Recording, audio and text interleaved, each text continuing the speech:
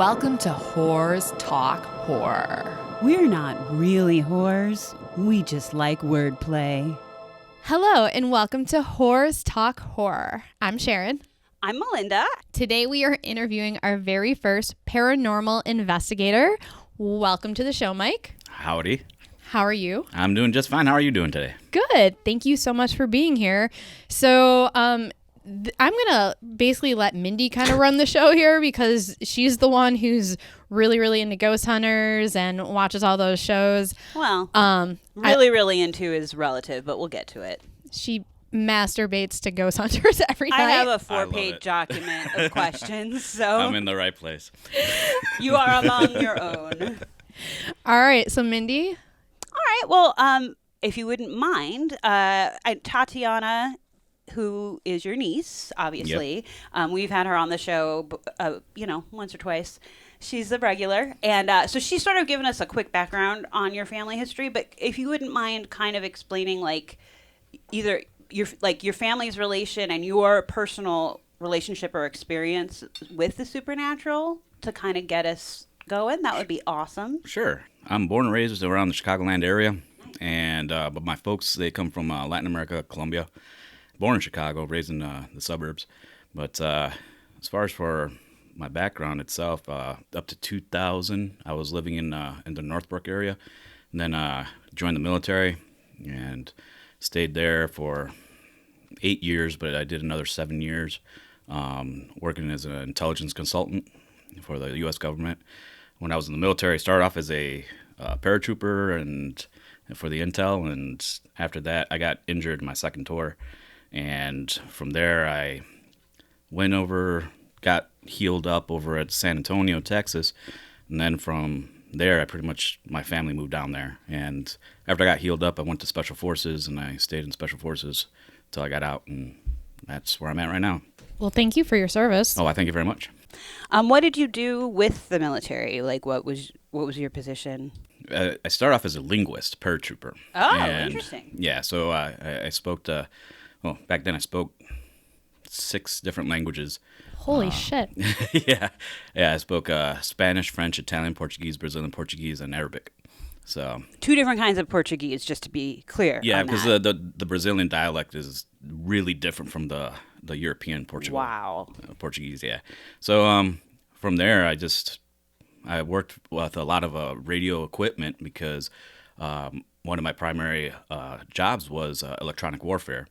So anything to do with the electromagnetic wave radiation and spectrum, you got to deal with either intercepting or direction finding or type of try to decipher the type of technologies that are being used for signals. That is so cool. And so then from there, I went back, like I said, I was in recovery and I was still working there.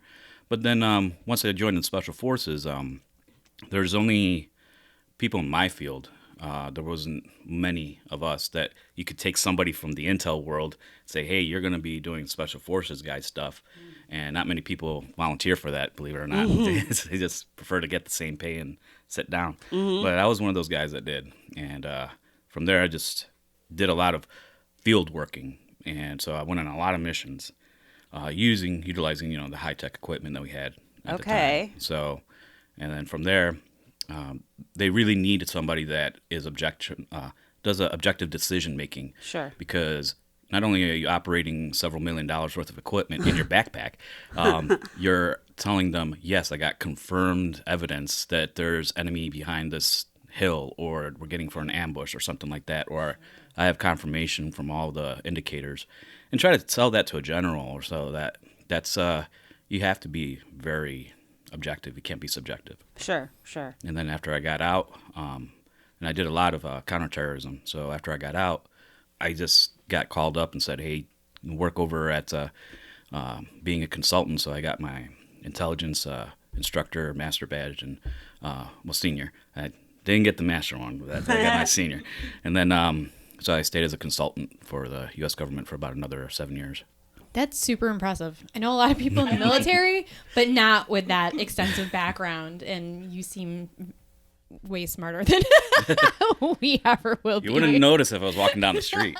Hey, that's even better, I think. I know, I just You sat never here. judge a book by its cover. Exactly. There you go. I just sat here the whole time with my jaw open, literally.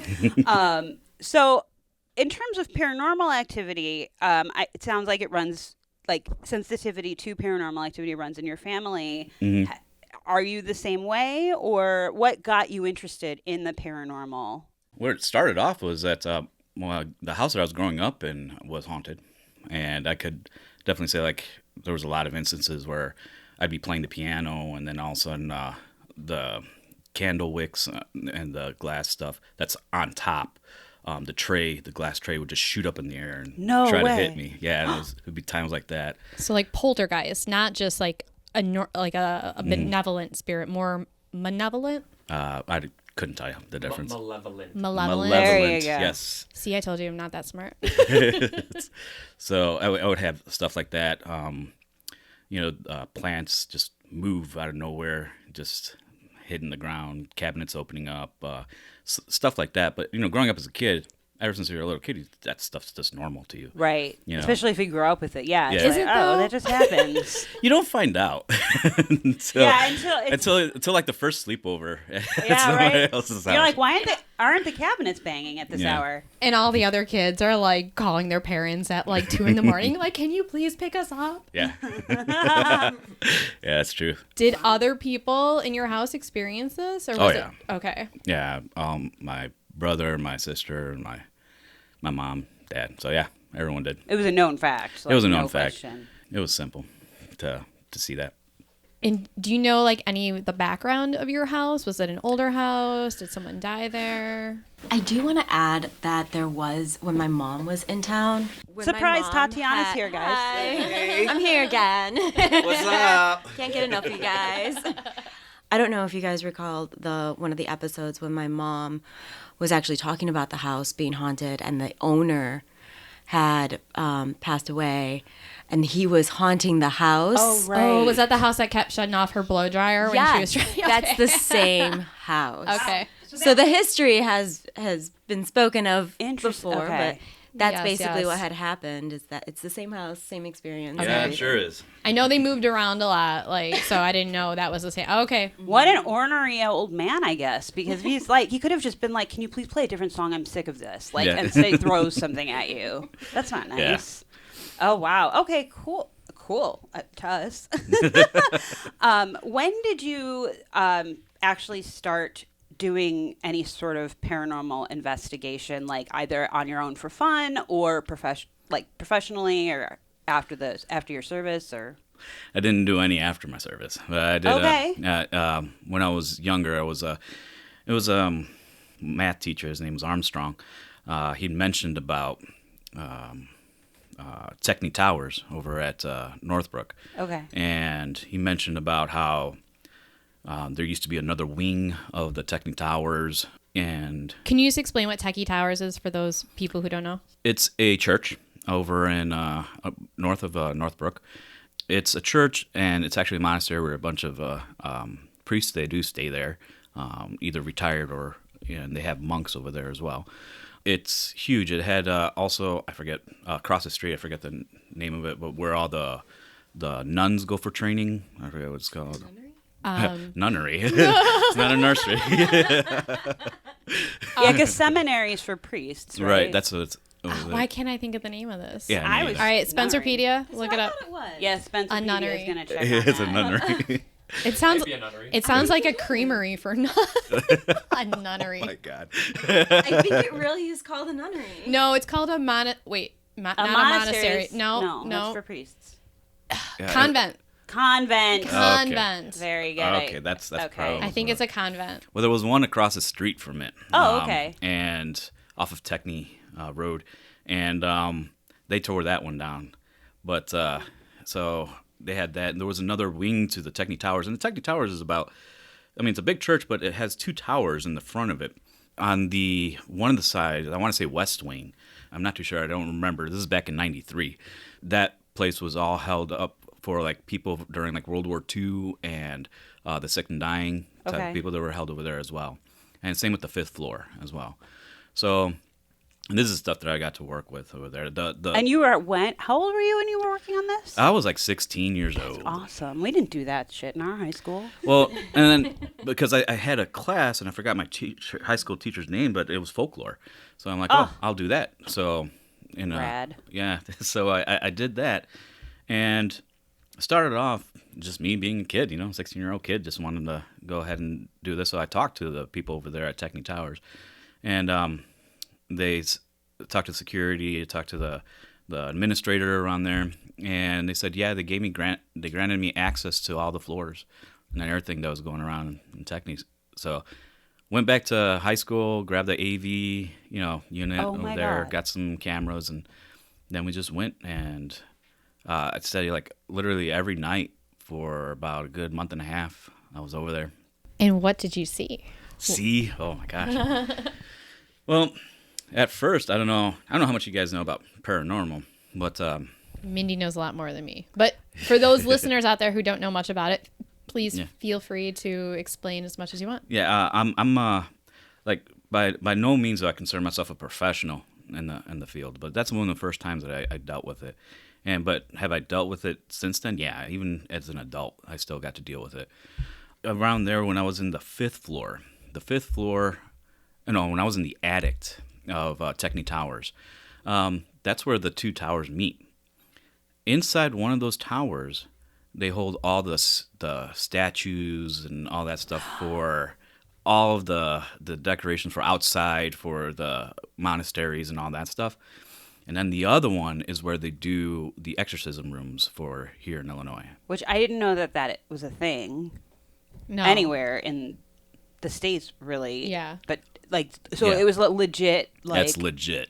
exorcism room, then that's its function. Mm-hmm. Did they perform a lot of exorcisms there? I knew of two, but Wow. I know that this region, and I don't know if it expands more than just Illinois, but any of them, they just do it right there. And to do an exorcism in the Catholic Church, it's a big deal. So Don't you have to go through the Vatican to get permission? Right. I don't know. I'm not religious. We're not either, but Me neither. we No were kidding. we were raised Catholic. We should know this, but I think you're supposed to technically, but I bet people don't. I dropped always. out of Catholic school when I was, before I made my confirmation. So I did make my confirmation, but I'm not practicing. So anyway, that's side note. But the ones that you know about, is it just like they were like, this person's possessed, we need to do this, or did they actually? They don't disclose it, but the people that I found out from was the security personnel, because they know everything. Oh yeah, they do. Yep. They do. And the janitors. And it's a high over there. It's a high turnover rate for the people over there. I wonder why. Yeah. No, but what I do know is that when I was over there, like going back to what I was saying about paranormal investigations, if you weren't familiar with it, I took initial pictures of the attic where I was going to be at, right? And it's dark. It's there's no really outside lighting at all. And for those of you younger listeners at home, I'm assuming this was not like on an iPhone or with a digital camera or nothing. No. Old school film, yeah. Yeah, this is old school film cameras. Yeah. Okay. So I took out my camera and I took pictures. And even though I was taking pictures, it takes a while for the camera to film to develop, right? But I also took me some Polaroids at the time. So I took pictures of that, and I got upset every single time because I saw a bunch of dust particles all over the place. But it got me upset because there's no dust. So when I started realizing when the film got developed, just only the Polaroid, but this is like a couple weeks later, that I found out that the orbs were in there, and it filled up the place like dust. Like a lot? That's why I couldn't take pictures, because you couldn't really see past your hands. There was so much Whoa. of that activity. But it wasn't in the Polaroids? It was only It was in the Polaroids too. But But was he in couldn't both. you would think if it was that dusty, he should see it. It was Like, it you was would yeah. see it. It was like a physically. snowstorm. That's Like crazy. it was really harsh, and I'm like, I didn't know what orbs were. Nobody did any Right. Oh, paranormal gosh. investigations back then. I mean, that was just weird. So I didn't really take that much pictures of it. But then you'd see it in our cameras that we had, video cameras as well. Okay. And even in then, you don't see the dust at all. But when you take a picture, it comes out. And then I just totally dismissed it because I didn't know what it was. So that was a weird part of it.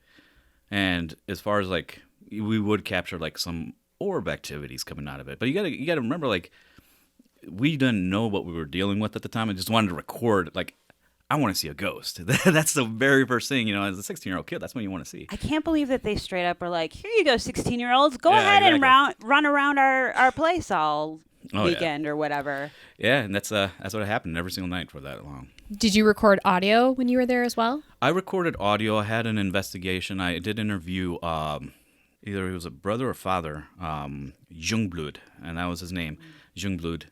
And he was in his 70s or 80s at the time when I interviewed him. And he gave me the background information, pretty much everything that he was from over there, telling me about the areas of all the things that had happened over there. But the thing about the Catholic Church is that they do not say it's haunted. Right. Because that's blasphemy, saying this is a haunted area in a Catholic holy grounds, Yeah. So that's one of the biggest things. So he tried to avoid talking about any of that stuff, and here I am trying to, hey, show me some more. Yeah, right. Yes. But he was cool. And as far as for audio, I did record. I did put some. There's a cemetery over there. A lot of them is the priests. Makes sense. Now, throughout the time, digital recordings did just come out at that time. Right, yeah. So, and that was a big thing. Like, whoa, holy cow! Now you can do it on your cell phone, And it was probably like a huge like box or something. Yeah. Like, It was. If you try to tell a kid about a Walkman, they're like, "What's Right. that?" It's the same my thing. first CD player was a travelable CD player. Or travelable? A travelable. Portable. Thank you. It was my aunt's, and it was. We're making up all new kinds of words today. We are. Or all kinds of new words, I should say. Hashtag all of this. Mm-hmm. But my aunt gave me her travel one, and it was like the actual CD player itself, but then it had a giant battery pack on the back of it. And Oh, yeah. I can't even imagine what a digital recorder would have looked like. Can I just say that we're interviewing someone who could speak 6 different languages? I know. We're struggling with one. I know. Right here. And we haven't, we've had a few sips of wine, but we're not even Yeah. that far in yet. But that's okay. Yeah, as far as for the other languages, now I could speak just mostly 2, English and Spanish. But as far as like French or Italian, I can understand it nowadays. Okay, that's good. More than we can do, so. So, okay, we'll steer it back. So digital recorder. Yeah, digital and you recorders. were EVP. Did you catch? Didn't know what EVP was back then either, but yes. Should we did. explain what that is? Yes, electronic voice phenomenon. So basically, when you're dealing with recordings, our human ears have a certain point of hearing decibels out there. Okay, now when you're dealing with a paranormal, it just means it's outside of what our hearing is, and it's unexplainable source. Now, I could have somebody that yells into my ear, and I'll hear him louder than I get to hear a jet plane, farther away, and with his engines blaring, at like 200 decibels.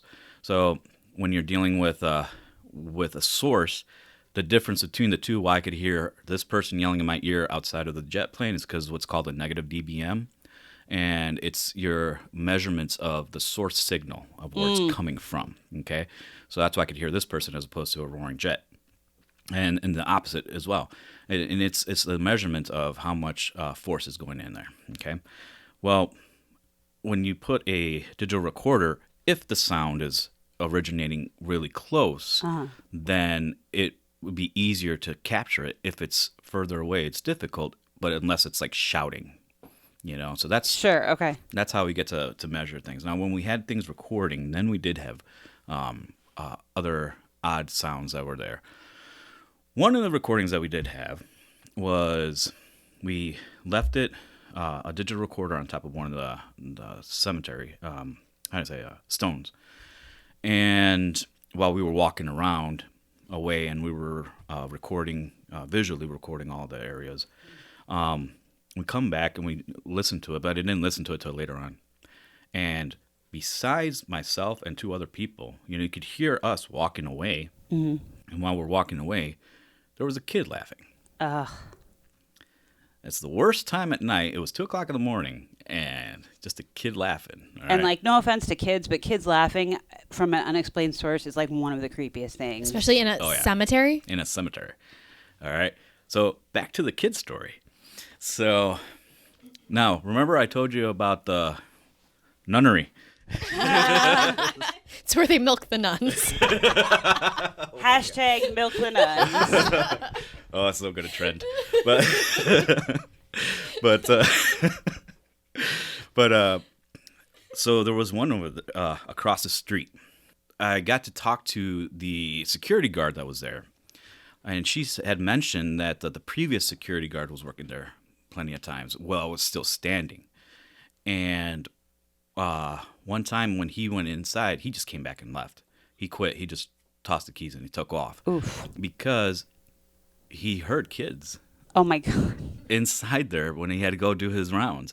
And he go ahead, and you got to remember, this is a dark area, and it's away from the city areas. I mean, there's no lighting at the time. There was no lighting over there. Yeah. So you'd be driving down like Techni Road, and all of a sudden here's a huge monastery with a church, and it's like gleaming underneath the sunlight. The moonlight. I mean, that's just, Yeah. it's an eerie feeling once you get there. And then now you have to be the security guard that has to walk inside this building with a kid laughing in there. No. Yeah. Even if it's just like punk kids, I'd be like, I don't want to deal with this. So he walked in room to room trying to look for it and couldn't find it. And he's like, screw this, I'm out. You know, Wow. because by the time he walked out, the kid was laughing again. So he's like, forget it, and took off. So he stayed the rest of the night inside his vehicle. He didn't get out. Sounds wise. Yeah. But good on him for like actually going and checking the rooms, because I don't know that I would have made it that far. Just to make sure some kid didn't wander out of their house at like 2 a.m. and Or like teenagers being jerks or something, but I'd still Yeah. maybe be like, I'll let the police deal with you. Yeah. Well, and that's the thing about fear. Like when Right. a person tells you about fear, like, hey, I'm not afraid of anything. That, to me, when someone tells me that, I'm saying, you're not that smart, because fear is the first indication of intelligence. You have the ability to predict damage being caused to you before it actually materializes. Yeah. So like that, you have the capacity of thinking about it, but you can't overcome the fear without courage. So I courageous to those guys that are working over there at weird hours of the night.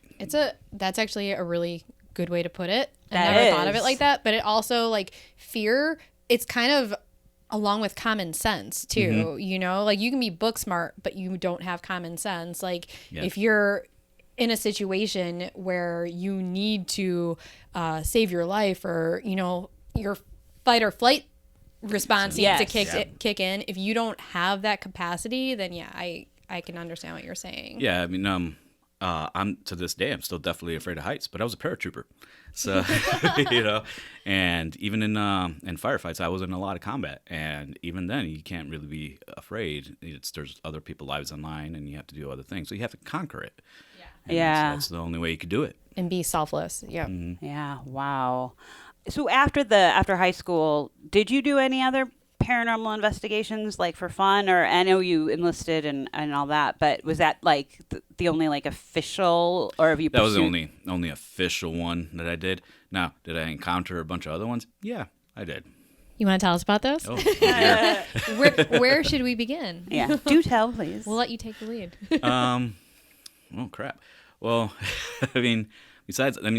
first off, if you ever have a chance, like over at the Techni Towers, I don't know if they'll allow anybody to get in there right nowadays, but like I did everything. I broke into their catacombs underground. They have catacombs? What? Yes, they do.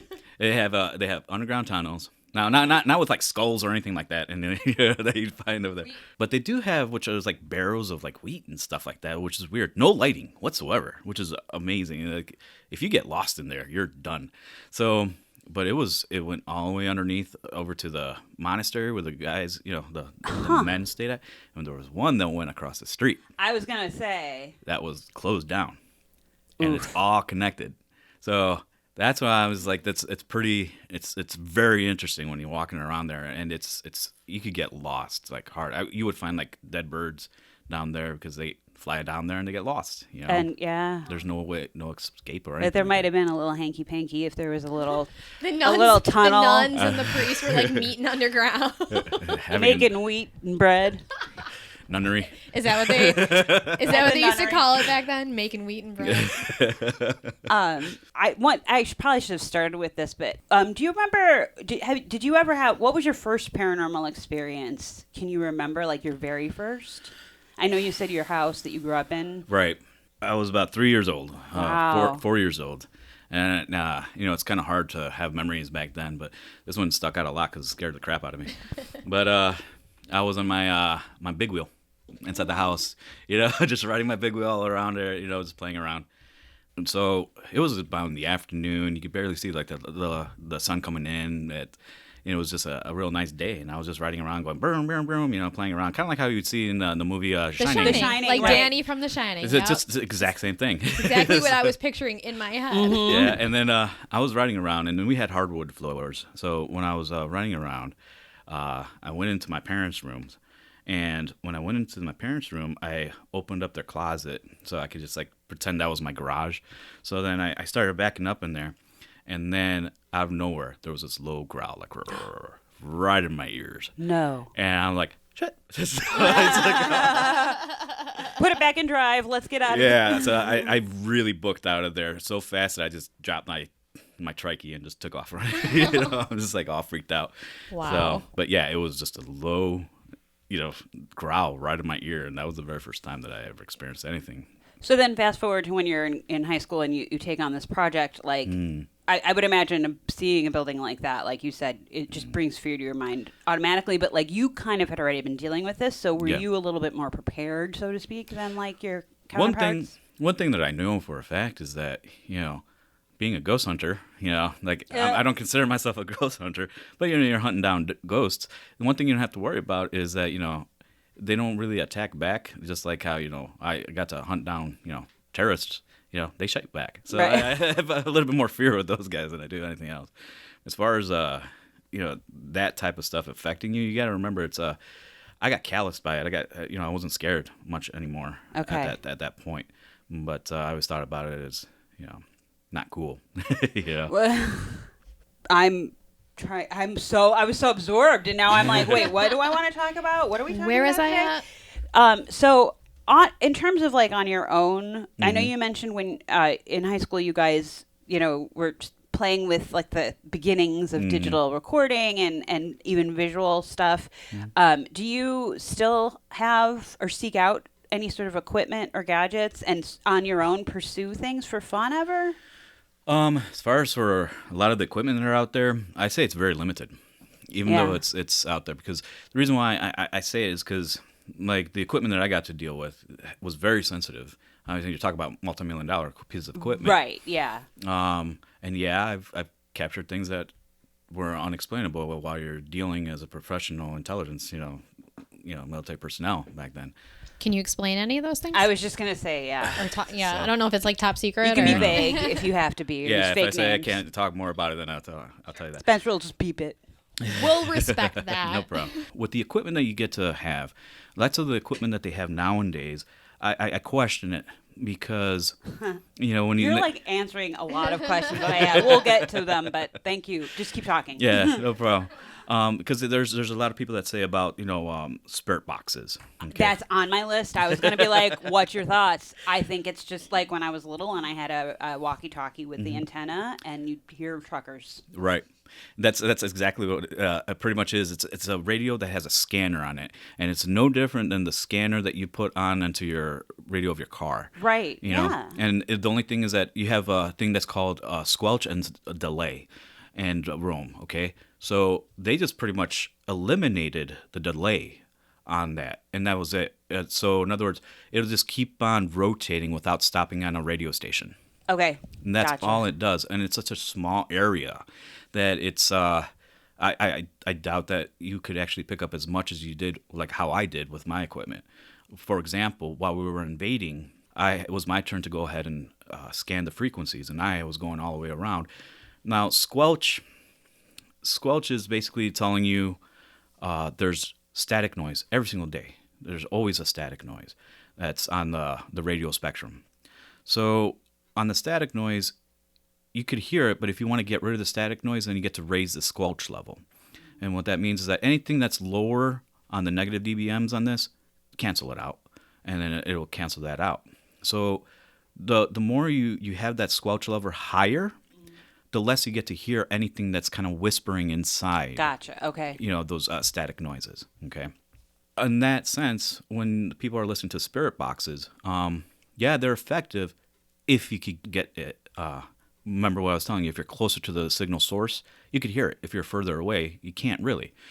Well, when I was sitting at a cement factory over in Iraq, we were in Diwania, and when we were sitting there, we just took this area over, and when we were sitting down there, I was scanning, and I could to hear break and squelch. Now, we eliminated a lot of their communication devices that were inside there, but I was hearing break of squelch, and it could also mean I'm picking up high frequencies coming from all the way from Russia, or coming from Great Britain, and that's because they're in HF fields, which is like anywhere around 10 megahertz or something like that. That lets you know that how far that radio band could travel, because from there, you're talking about several thousand miles away, from Iraq to Great Britain, and those bounce off the stratosphere. But if you're talking about a cell phone, it's like, oh, damn it, I'm right next to a cell tower. I can't even get anything, Right. It's the same thing. So that's where it gives you the idea of how radio transfers. So while I'm examining, I'm looking at something that's called a spectral display, that you could physically see the signal jumping up and down. Okay. And you can see all the signals around you. So I'm looking at that, and when I'm looking, there's a spike. Whenever there's a spike on the spectral display, that means that there's a radio transmission going around. And depending on how powerful that source is, indicates how far the target is or how close the target is. Okay. So there's a spike. I hear it, and it's communications about vehicle movement. Okay, so that's fine. Go over to the next, and then the squelch cancels all the background noise. And when it cancels all the background noise, it means that you're focused only on that signal. Okay. And then another signal passes by, and they get to hear the response of the communication device for the vehicle movement. But then I hear nothing but except a baby sound. Now, there is no signal source. There is no spike on the spectral display. Oh, okay. But you could hear it clear as day. And I knew it was coming from the radio because I had one ear with the monitoring device, and the other one was open so I could hear just in case we were going to get ambushed or something like that. So I heard it clear as day.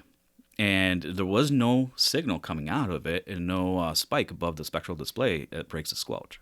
Yes, So let's say somebody did have a baby monitor running somewhere, just to clarify. Right. Like, how close would they have to be, if at all, that you would pick it up?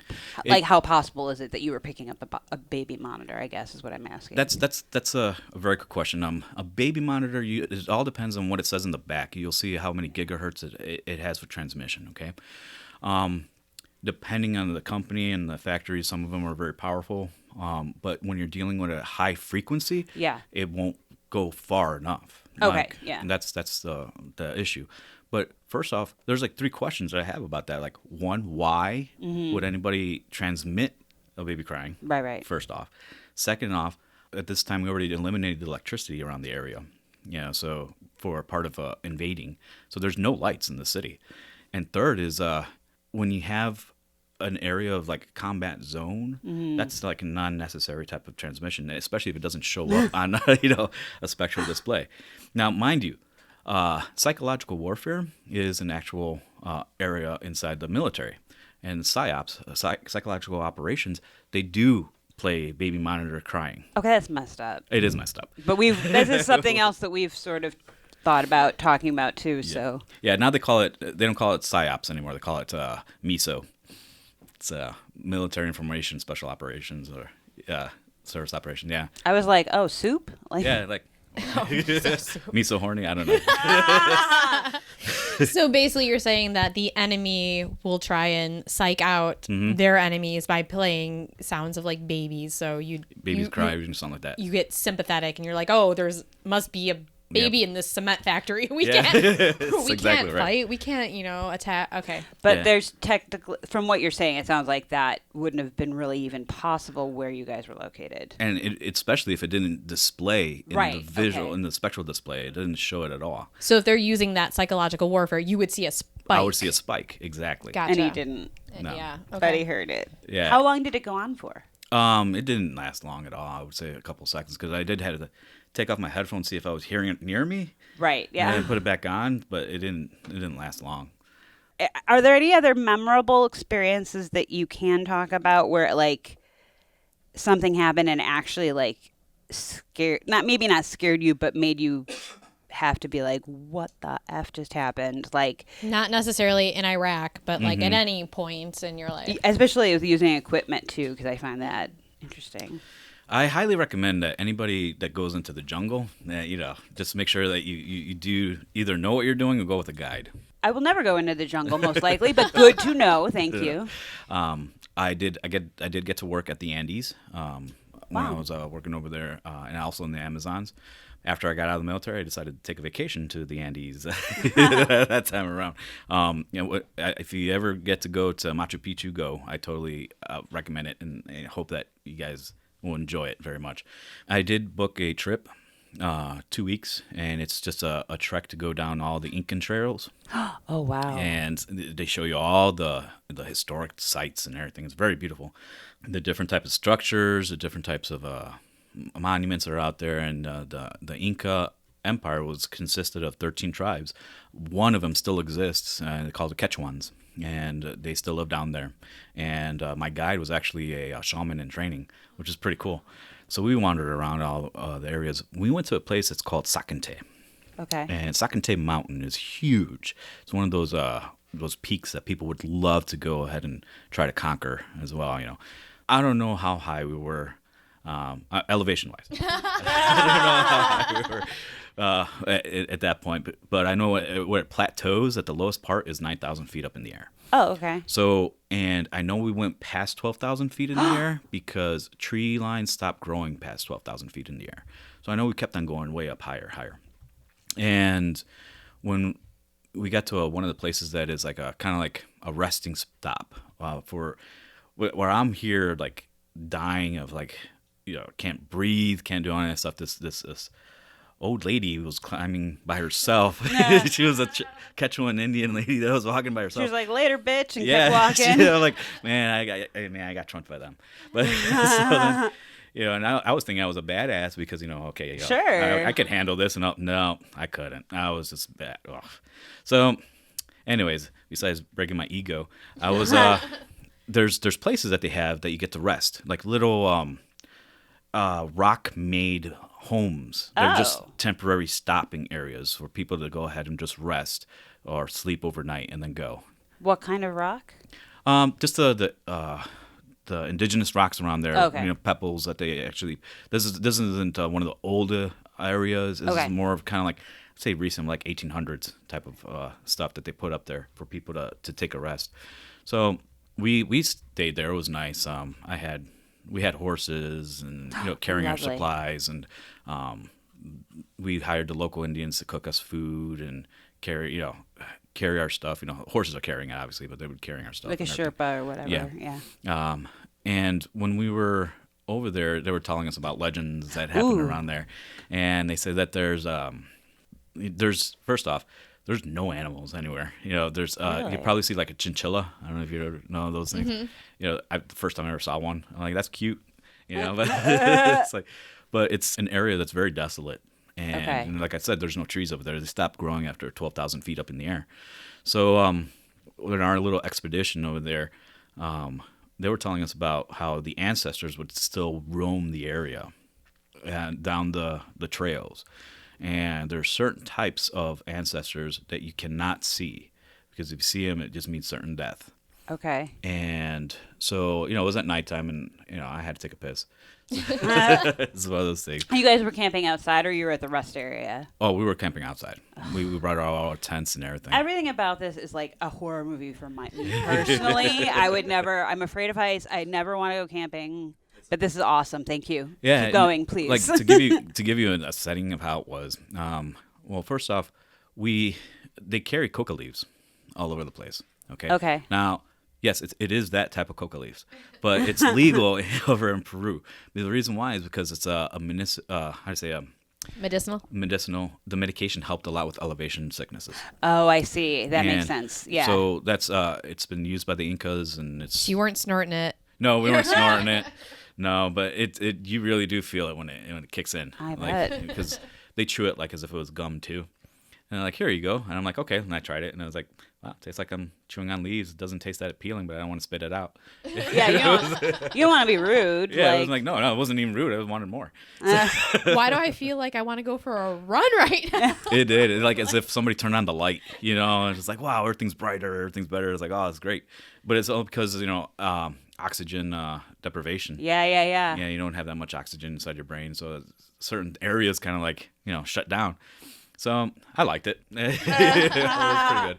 So they had that everywhere. They were prepping me up. They prep you up a nice tea of it, and at that elevation, you're talking about dirt all over there, but a lot of like pebbles. I would say the size of about your thumb, and even to the size of like your feet. They're pretty big, and you still got another few thousand feet up to go. Oh my God. Above you, but it's all ice, iceberg area, or not iceberg. How do you say it?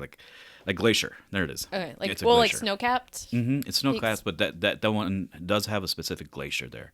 Oh, okay. And So there's like lakes or like water up there too? there is water up there, even at that elevation. And with the glacier, you could hear it cracking in the nighttime. Oh, jeez. And the distance. So and you got to remember, we're in an elevation that it's not mist, it's the clouds that's passing Literally, by us. So yeah. we do see the clouds, and it's a nice misty area. And it's when I climb up to a certain area, you could see the blue, deep blue, penetrating blue of the glacier inside there. That I thought it was only in like the nature documentaries, but Right. it's real. Oh, And you get to man. hear it crack, and it was just gorgeous. I would say it was gorgeous. But coming down nighttime, it was kind of creepy.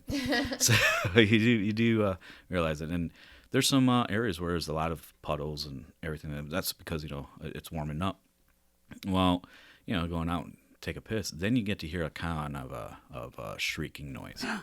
Okay, and mind you, I told you we're at a high elevation that we don't know. Right. Yeah, there's no animals, there's no trees, so they're that forward. Do chinchillas shriek? After you kick them, I guess. But not like what he heard. So when you No. went out to piss, you didn't accidentally like kick a No. chinchilla. You didn't step on its tail or anything. No. We're healthy skeptics, like we said. And I would say that to me, it reminded me of a certain type of like a screeching owl. Okay. Okay, but not even in this area, not even this part of the continent. Right, right. But it was a screeching owl, and when I talked to the shaman, he because I after that I zippered up and just went right back in, and it was cold. I would say it's freezing in that there. God, I can't even But imagine. but when we're going over there, he told me that the spirits, they do transform into animals, so such as like the jaguars Sure. and all that stuff. But he says that there's someone that give you warnings, like if you hear it, you can't be outside because it's going to be passing by the spirits. Oh, interesting. Yeah. I just gotta pee. Give me 5 more minutes. Yeah. And I'll go back to my tent. I swear. But it was it's those type of things that makes you. I wanted to stay and investigate some more. Wow. But that wasn't part of the trip. But it would have been nice, just to see a bit more of those type of sightings. Interesting. Did you bring any of your equipment with you? No, I didn't. Okay. Only hiking gear because I'm a mountain climber and hiker, so Yeah. I like it. Only the necessities was probably gonna for hiking and camping. And that's a lot. So Yeah. only. At that point, you're trying so hard to count how many steps you're doing. You can't even do anything else.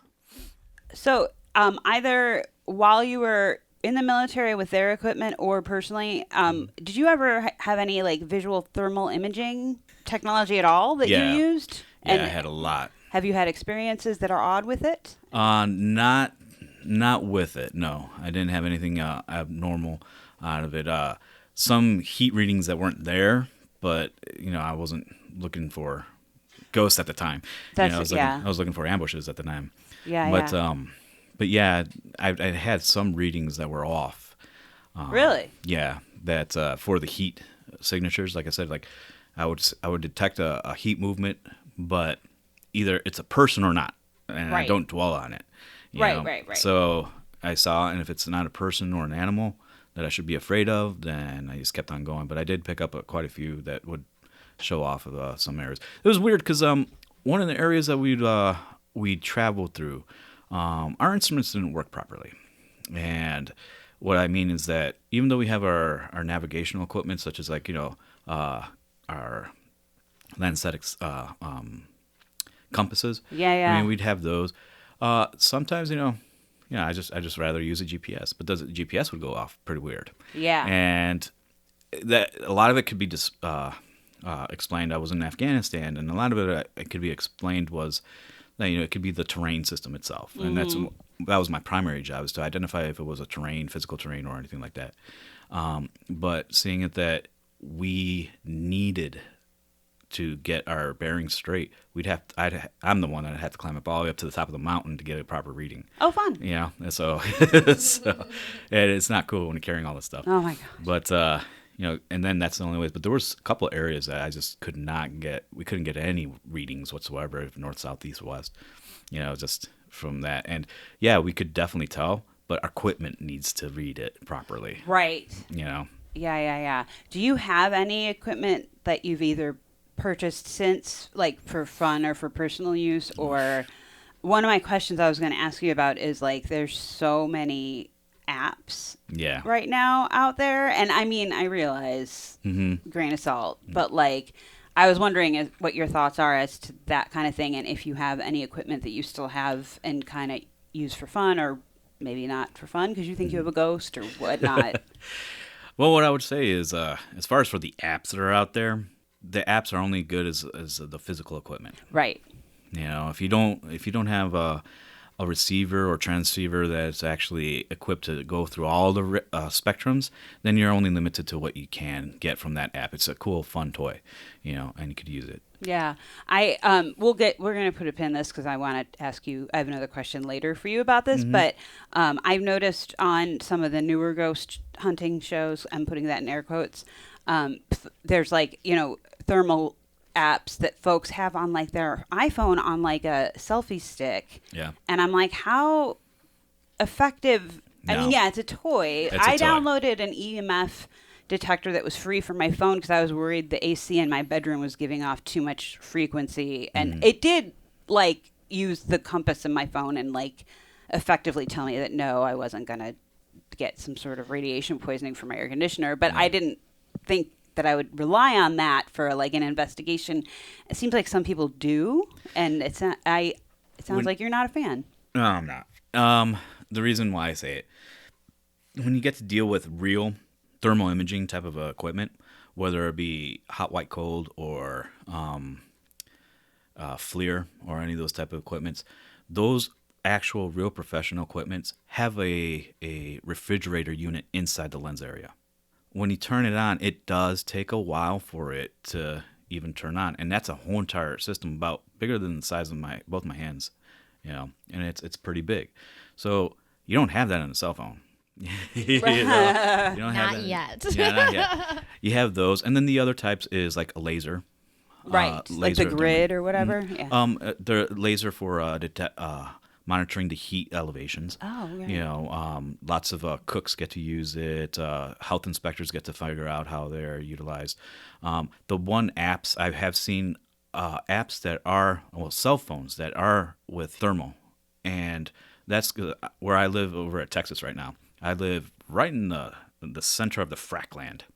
Okay. Oof. Yeah, I live right in the center of frack land, and it's just cows and fracking. And we're not referring to Battlestar Galactica. No, not Starbucks. But from there, they do have cell phones, and I know that a lot of the company men and the inspectors that have to monitor all these equipment for the last thing you want is like a blowout of a well. So they do have cell phones that actually have a physical adapter that does get to monitor heat elevation out of it, and it's a combination of laser and the refrigeration unit. But it's a physical attachment. It doesn't have a cell phone by itself app. But it could like technically, if I were in a position like with the military, I could like attach this thing to my iPhone or whatever. Is that, or like, would you need a special kind of phone? I guess is what I'm asking is, like, if you legitimately want results, accurate results, an app from the App Store isn't going to do it. There is a commercial cell phone out there that does have it. It's a thermal imaging cell phone. That's crazy. It's not an app, but it does have an attachment unit. You could probably find it. Basically, you just confirmed everything I was thinking too, but I just wanted someone who knew more about it to say that. Oh, it's a good selling point. But it doesn't really do it. All right, so we got absorbed in conversation, and I actually we were just trying to figure out where we were with our last what our last topic was, but this has been so fascinating. One thing I really, really want to ask from somebody who especially has as much like professional skill as opposed to like, I use an app and I know what I'm doing. Yeah. I'm a nerd and I made section headings for all of the things I wanted to talk about. And this next section is called Raggin' on Baggins, Ghost Shows with Bros. So first off, it sounds like the answer is yes, but do you watch Paranormal Investigation? Oh, yeah. Reality TV? Yeah. Yeah, I do. I was a Taps fan back in the day. Too. I still love Grant and Steve, to be honest. So that's Ghost Hunters, the original Ghost Hunters show that aired on Sci-Fi years ago. Yeah. And I always felt like they kind of were, for the lack of a better word, somewhat legit, that they were trying to disprove things or whatever. Yeah. And now I think it's just kind of crazy. So I kind of have two questions. Sure. First one being, are there any ghost shows that you watch and like specifically? And I don't mean watch because you want to have fun and yell at the TV like I do. Yeah. But like, just like you genuinely like, oh, they're interesting and they know what they're doing. I forgot the guy's name that was with Zach Baggins. Yes. His Nick. Yes. Nick. Yes. He spinned off and did Paranormal Lockdown. Yes. And I find that a little bit more entertaining for the fact that they stay there for a few days, and the lockdown, which is a lot better than just saying, oh, this one night, shit, probably, the ghosts have something else better to do than trying to scare the crap out of you. I've already said that, like, after I die, I want to be the first celebrity reality TV ghost. Nobody steal this idea, but like when they're ever like, is there anyone here with us? I want to be like, yeah, fuck off, like in response to their mic. But I know that show. Is there a show that you would consider, like, when it comes on, you're like, oh, you guys suck, go away? Yeah, I haven't gotten to that point yet. Because you gotta remember, like, if it's a TV show, like on the actual television, they have to work with their ratings, right? And if they are given a certain amount of budget for a certain amount of time, and if they don't capture anything, then they're gonna edit as much as possible to make it look fun, or probably even act out of it. Which is, I think, what happened with Grant on Ghost Hunters, which is why he left. But I'm not gonna make any like judgments or any starting rumors or whatever. But have you watched Ghost Adventures, the show? Yes, I have. As a matter of fact, they filmed in a lot of areas that I used to live around at. Yeah, they filmed in Bachelor's Grove. Yeah, I found out, which is, we've talked about it on the show before, I think, but it's a local cemetery here in Illinois that has a rich history of all sorts of crazy shit. They filmed also in Yorktown, Texas, where I currently live in right now, which is the hospital. That's the abandoned hospital that's over there. Oh, okay. They also filmed over at Tombstone. That's where I lived at too, around that area. Okay. Bisbee as well. A few of the haunted hotels that are around there too.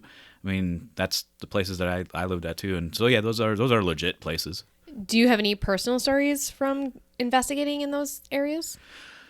No, I had never investigated, but we in that way. Yeah, there's bumps in the nights, that we get to say, and like, hey, nobody was there, and that's pretty freaky, but that was it.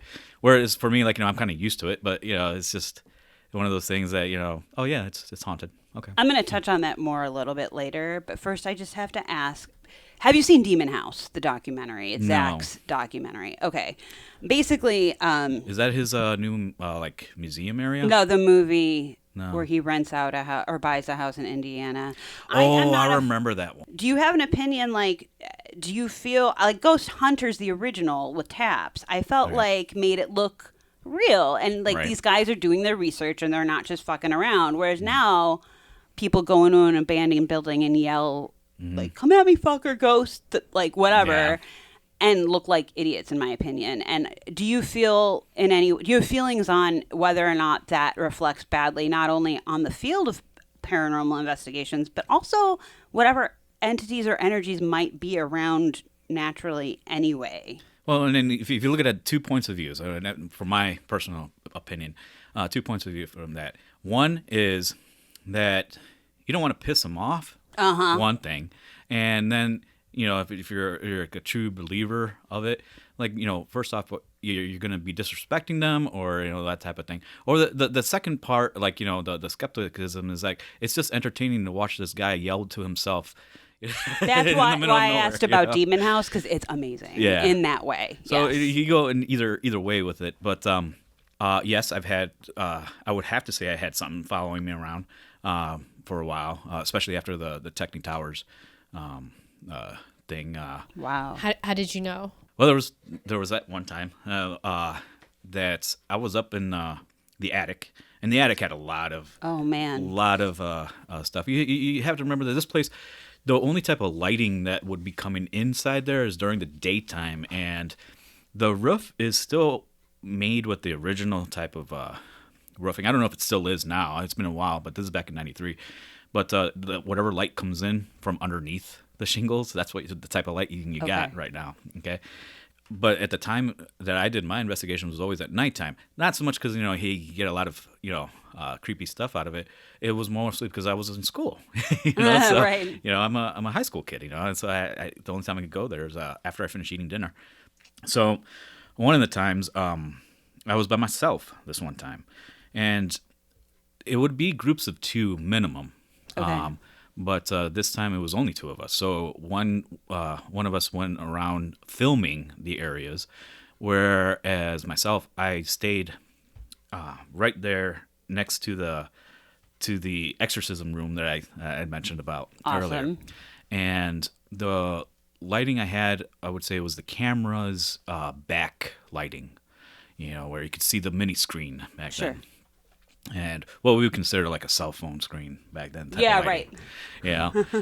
So then sitting there and I was observing, and I took meticulous notes. I wrote down if anything happened every 15 minutes so then I could reflect it back into the videos that we had. And mind you, it's just like that. Quiet. Nothing, no noise whatsoever. And sitting right there, I thought it was just only something at the corner of my eye. But, how you think you might see something, but you're not too sure, and then you look at it. Well, not in this case that I thought I saw something. There was something that was moving without any noise, just coming out from the door.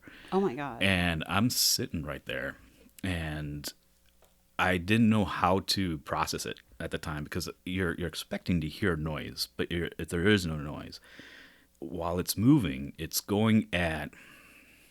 You wish you could see the feet, but there is no feet coming out of it, and it was like a little girl, and just from the side of it, and I would say something around 4 feet tall, just slowly coming out of it, of the exorcism room. So I'm hoping that it's just only my imagination at this point, being a kid. But I'm writing it down, and when I looked directly at it, it was still there. And that's where I was kind of freaky. And it turned its head, and when it turned to look at me, it didn't have a face per se. It was just missing the eyes and the mouth, and had its long hair. And I would say that was the most freaked out, scary part of my whole entire time over there. What happened? Did it keep moving, or did it? It stayed there for a while I'm looking at it, just trying to rationalize, hopefully this is not my imagination, or hoping it is. Right. Yeah, at the same time. And I wanted to capture it in camera, but it didn't really show. Well, you gotta remember, we had those potato cameras back then. Oh, yeah. And this is, even if it was audio-visual crew camera, it still didn't pick it up. But I even closed my eyes hoping that it went away, and it didn't go away. So it stayed there, but it kind of like disappeared after a while. And that was the most scared part that I was in that time. Yes, ma'am. Aw. So I was gonna say, the one time in my life that I actually saw, I guess a ghost, or it was a shadow figure, which I've actually heard since actually when Tatiana and her mom were here and explaining that shadow figures aren't actually ghosts. They're something different altogether. Thank you. You're segueing into my next conversation. Yes. Very smooth. I very can smooth. read your mind. We're like simpatico. But it was the same thing where I looked away and looked back, and it was still there, and still that's there. how I knew it was real. Like I wasn't dreaming or whatever. Do you have any experience with seeing shadow figures? Yes. Actually, the same place too. So This place is just crazy. Oh, it is crazy haunted over there. Again, like the Catholic Church won't say it is. Right, yeah, right. It's not crazy haunted. I'm just kidding. But, yeah, but in my experience, yeah, it is crazy haunting over there. So I'm back over there, and I brought, after that incident, then I made sure I turned on my light. Turned on the lights just to highlight the whole entire attic. It's a pretty big attic. And on the other side of the room is the mechanical, the machine part for the elevator that is there. So, you have all the gears and all that stuff. And there's a door on the other side over there. And there is only a window, but it's only big enough to see the head of a person. So I sitting there, and the other guy that I had sent to go wander around to take a film in our hotspot areas that we called it, I saw that he was there trying to open up the door to come into the attic where I was at, right, on the other side of the towers. So I saw him, he knocked. I'm like, okay, no problem. I said, wait up. I walked over there, and he knocked again, and I'm like, I'm coming. And I went over there, opened up the doors, nobody there. And you saw him I saw him looking at me, looking at him. Just like visually or on device? No, physically, visually. And we even caught it on camera that he was there. Shut up. With his head through the window trying to get in. And I walked Where over did there. he say he was? He was nowhere near over there. He was on the other side of the wing. He was nowhere near there.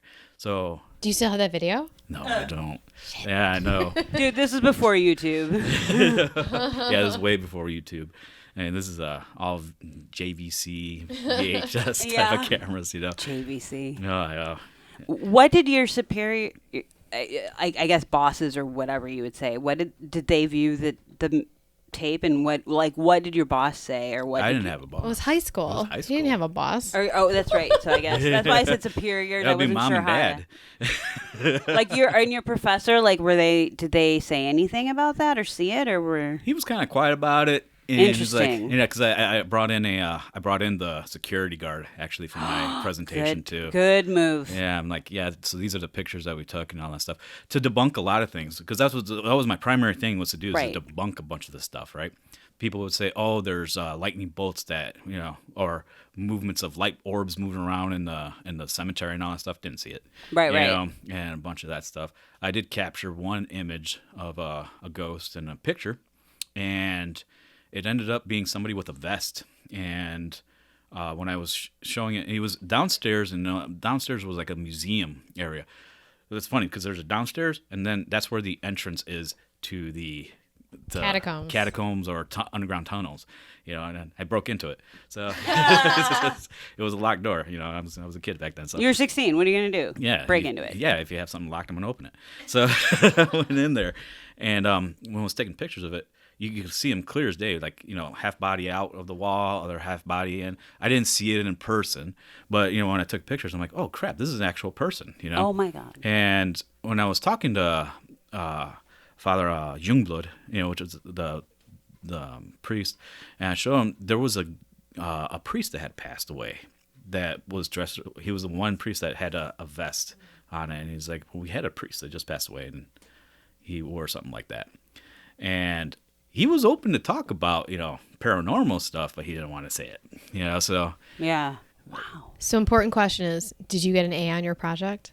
Oh. yes, I got an A+. Hell yeah. And it wasn't- that was a good question that I did not write down. Very good. And it wasn't even all just that. He just loved the architecture because there is a bell tower within the monastery that's not out to the public. It's underneath the bridge. I mean, underneath the roof, and it's still up there. It's like all wooden, the Hunchback of Notre Dame type of look inside of it. I'm I've driven past this place like 100 times. Seriously? Yeah, because I used to have to drive past it on my way to work. Yeah, but I never knew the history of this place. So now I'm gonna have to do further research on it. I think and- Spencer's already on Yeah, I it, think but- Spencer Petey is already. Yeah, I see it. He's on a mission. But yeah, I might have to see if we can try and get in there. Maybe I'll put on a nun costume and Sure, I'll go there. Well, that's the thing. Like right now, I mean, I'm technically retired right now, and so that's why I wouldn't mind doing another ghost adventuring or whatever. if I'm you all do, in. can you bring us with you? Yeah. Well, I was gonna say because I do currently I do purchase abandoned buildings and fix them up and push them back to the community. Yeah. So I was thinking hey, if any of you guys want to come along, or if there a building around here in Chicagoland area that you guys want, I'll buy it and then So you're a flipper. yeah. Oh yeah. I swing that way. Yeah, the bell tower itself. Like I said, he liked the design of it. Oh yeah, that's right. I was when we were recording, just coming in, we heard the bell tower, the bell inside there, just tapping and going off. But I did not know that it was not in service. And did it have like a oldie schooly time bell with a pulley Like a and rope? everything? Like you had to pull a rope. Yep. I don't know. Actually, it had the stairways to go all the way up to the top and to the tower itself. But it's real weird because it's a tower within the roof. Okay. Like it's that high of a roof inside of there, and I'm like, this is really cool. But we didn't know that it was not active while we were hearing it going off. And it was pretty. So I think the question is, do you have to actually manually ring the bell? I didn't know or how just- you're supposed to do it. I don't know if it was like mechanically or something like that, but Okay. it wasn't even in service at then. So there was no dingy dong? Yeah.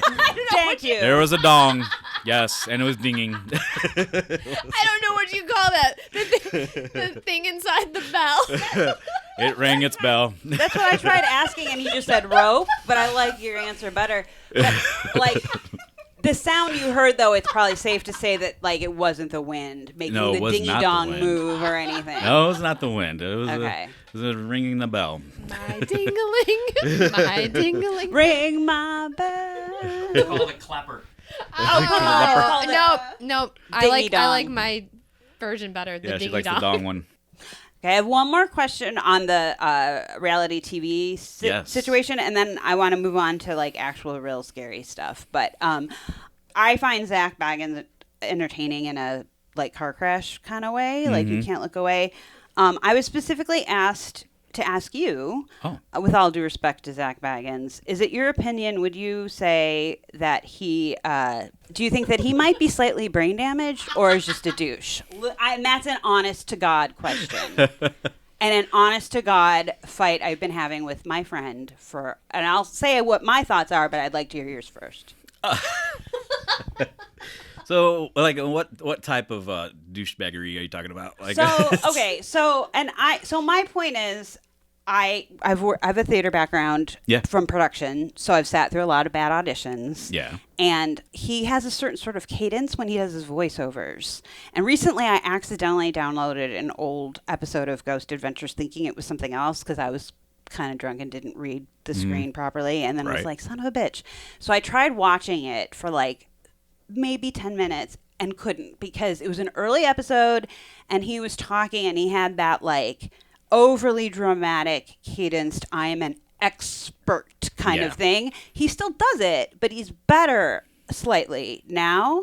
But my friend was like, I think he might be brain damaged because you listen to how he talks. And I'm like, no, you're a dude and you don't hear how dudes mansplain to women. And I think that he just thinks he's smart, but he may or may not be. I'll leave it at that.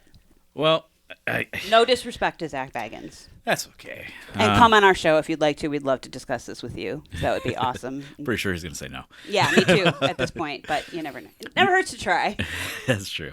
Well, as far as for me, like, he expresses himself a lot on the show, like over the top, type of thing. Like, oh my God, I saw a ghost, and just going crazy on it. And I could totally understand.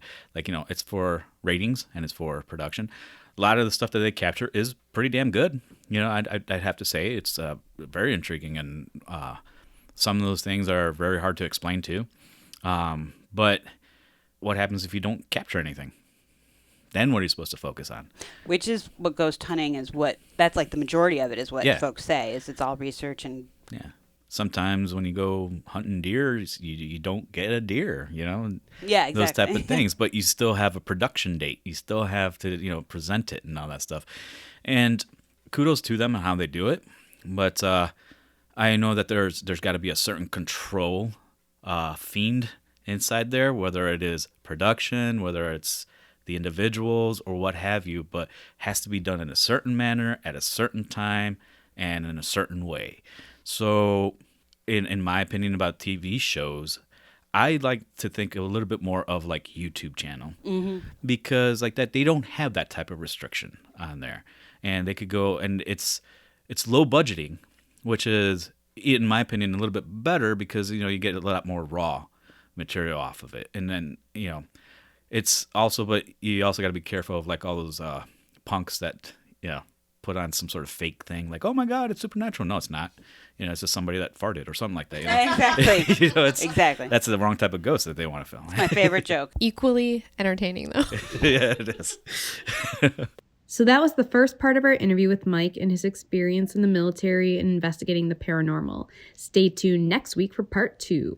Please email us if you have anything you'd like to tell us about, especially if you have any personal paranormal stories. You can email us at whorestalkhorror@gmail.com. Also, please follow us on social media, especially Instagram, where we are at whorestalkhorror. And please leave us a rating and review wherever you are listening. And as always, Thanks for getting creepy with us.